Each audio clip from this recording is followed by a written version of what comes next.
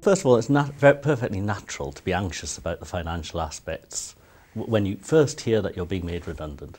And it's going to be the first thing on most people's mind. How am I going to pay the mortgage? How am I going to feed my family? There are a number of things you can do to keep anxiety at bay. The first is you'll be less anxious if you can button down your finances.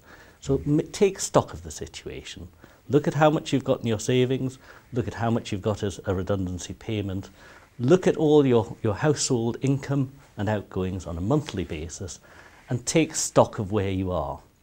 And the second thing, having taken stock of where you are and worked out how long your money will last, is to do something to reduce those outgoings. One thing that our research shows that most people do not do is pick up the phone and speak to their mortgage provider.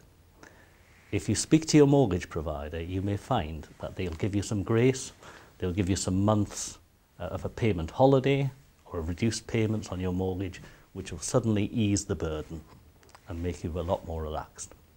If you just talk to people and explain what the situation is, anybody that you owe money to, whether it's credit card companies or mortgage companies, I think if you talk to them and explain the situation, people will do what they can to help you through that process.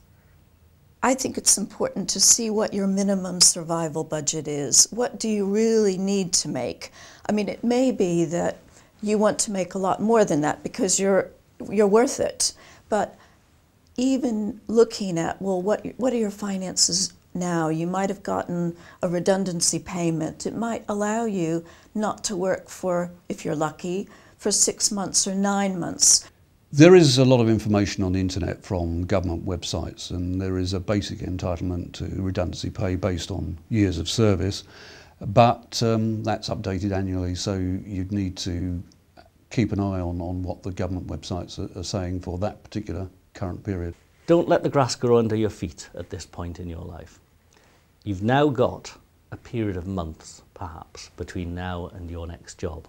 Our research shows that for 1 person in 4, they find a new job almost immediately. For 1 person in 4, it's over a year. For most people, it's going to be 3, 4, 5, 6 months or even more to find a new job. Use that time productively.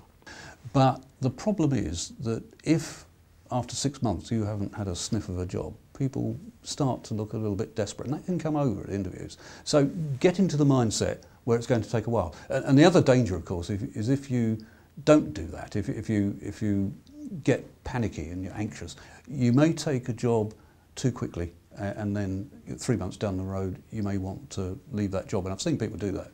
So take your time over it and expect it to take quite a while and make any money you've got last that period. There's one very helpful website that I would recommend, and that's Money Saving Expert, Martin Lewis's website, which is a host of tips on saving money, typically on insurance and other kinds of household outgoings.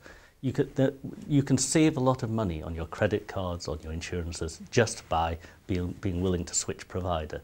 And lots of people will say, I've never had the time before. Well, now you have the time. Do something about it.